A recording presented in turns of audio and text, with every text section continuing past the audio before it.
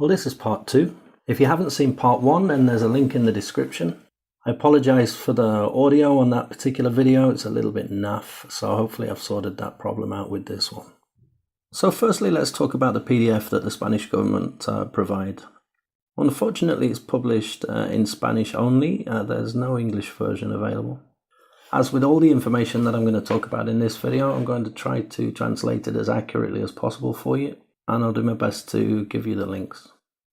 So on the first page of this particular PDF, you can see it's talking about professional use, purely out of interest.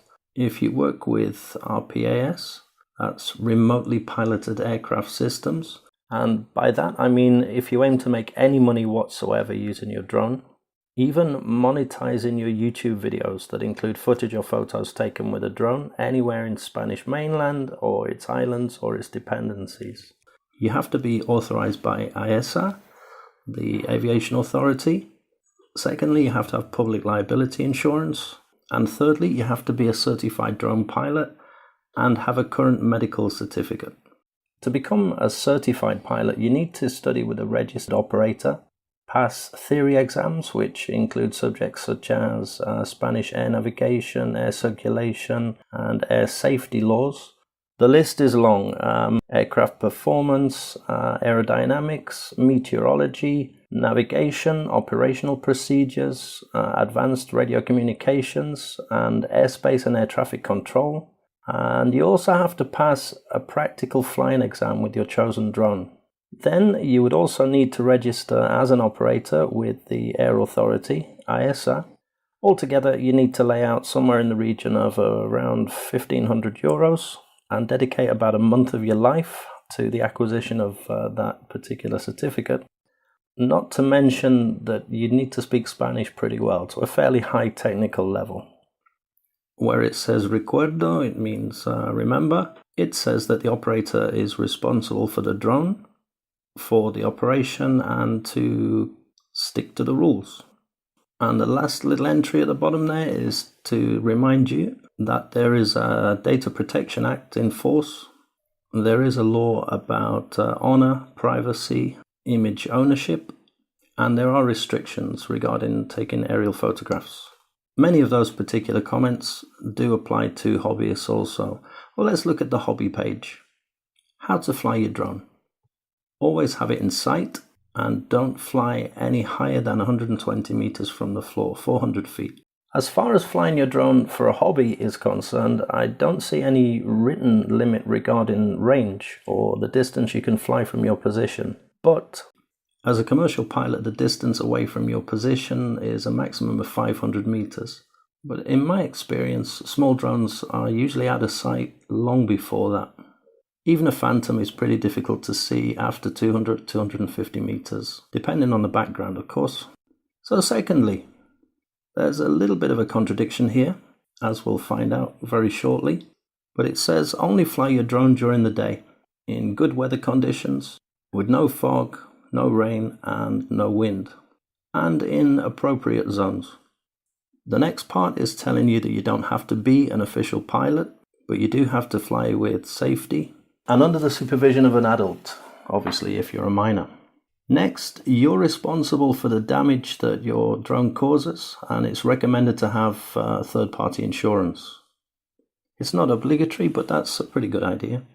And then it tells us that publishing images of people or private spaces needs to be authorized by those people or the owners of those private spaces. And then finally, it tells us again, don't forget about the Data Protection Act, that everybody has a right to honor, privacy, etc. So the middle column, what you should avoid doing with your drone. Don't fly over agglomerations of buildings, so groups of buildings. Don't fly over people. It's a good idea not to fly over any people, but especially avoid flying over groups of people, groups of 12 or more people. It's a question that I've seen asked on the comments of other videos on YouTube. People want to know if they can fly over beaches. Well, yeah, you can, as long as there's nobody on the beach. If there are people on the beach, just avoid it completely. And here's the contradiction I mentioned earlier. Don't fly your drone at night if it weighs more than 2 kilograms. The actual rule that applies here is if your drone weighs less than 2 kilograms, you can fly it at night as long as you don't go over 50 meters in height. Next, it tells us that we shouldn't fly within 8 kilometers of an airport or an aerodrome, etc. My other video, part 1, explains exactly where you can and can't fly with regard to those areas. Then it tells us that we shouldn't be flying in controlled airspace or in areas where there are other flights that are low altitude, such as paragliding, parachuting, balloons, ultralights and gliders, etc. And finally it tells us don't put other aircraft, other people or any kind of land goods, so property, in danger or bother people. And in the red box at the bottom it tells us that a drone is an aircraft, so fly it safely. Irresponsible use of a drone can cost lives and fines can amount to the region of €225,000. And that's not the kind of pocket change that most of us carry around with us. Now I'd like to take a couple of minutes to talk about 3 different things: height, elevation, and altitude. They are very different, and it's quite important to know what the difference is. So let's begin by talking about mean sea level. As I'm sure you're aware, the water goes up, the water goes down as the tides come in and the tides go out. The average level of the seawater between these tides is known as the mean sea level, and in Spain the mean sea level for some reason is taken from Alicante. I imagine that part of the Mediterranean doesn't have such ridiculously high and low tides. I think there's only about 1.5 meters between high and low tide generally in that area.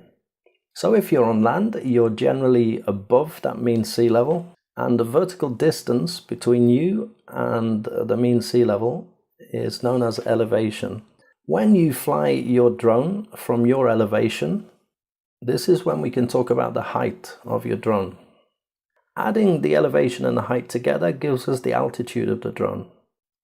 So for example, if your elevation is 100 meters above mean sea level, and you're flying your drone at a height of 100 meters, then the actual altitude of the drone is 200 meters above mean sea level. Really, this is important when we start to look at our NOTAMs. Again, I'll mention that NOTAMs were spoken about in my previous video, part 1, and there is a link in the description. When we read our NOTAMs, we first take notice of the flight levels. This particular NOTAM begins at flight level 10. Flight levels are representing hundreds of feet, so flight level 10 is 1,000 feet. And 1,000 feet is more or less 305 meters. That's above mean sea level, not above ground level. So looking at this particular NOTAM, it looks like we can fly a drone, because we're not going to fly a drone any higher than 120 meters. However, we need to take into account the elevation of the ground in the region of this particular NOTAM. This NOTAM is from around the Albacete region, and a quick search on the internet will tell you that Albacete, the city anyway, is at an elevation of about 670 meters. That means that this NOTAM actually begins below ground level, and on the dates and during the times that are specified, you shouldn't be flying your drone in this area. Another thing I think you should be aware of is that, as we already know, we can fly our drone to a height of 120 meters, but what not everybody is aware of, if there is a structure or a piece of ground within 150 meters of your position that has a higher elevation than you, then you can fly your drone to 120 meters above that elevation. So in this example, we can see that within 150 meters of our position, there is a hill, and the elevation of the hill is about 80 meters more than your elevation. That means that we can fly our drone to a height of 120 meters above the elevation of this hill. So as you can see, we add them both together and we can actually fly our drone to a height of 200 meters. I'm not sure why anybody would want to go quite that high, but this is information that could be useful at some time or another. I think that's probably enough information for one video. In part 3, I'll show you all the sources of my information. We'll have a quick look at the likelihood of you being reported for flying your drone illegally, and I'll share a link to a video that's recently been produced by AESA in English regarding the recreational flight of drones. If you found this video helpful, please give it a thumbs up. I'll be producing more videos, so feel free to subscribe. But in the meantime, fly safe guys and enjoy your drone.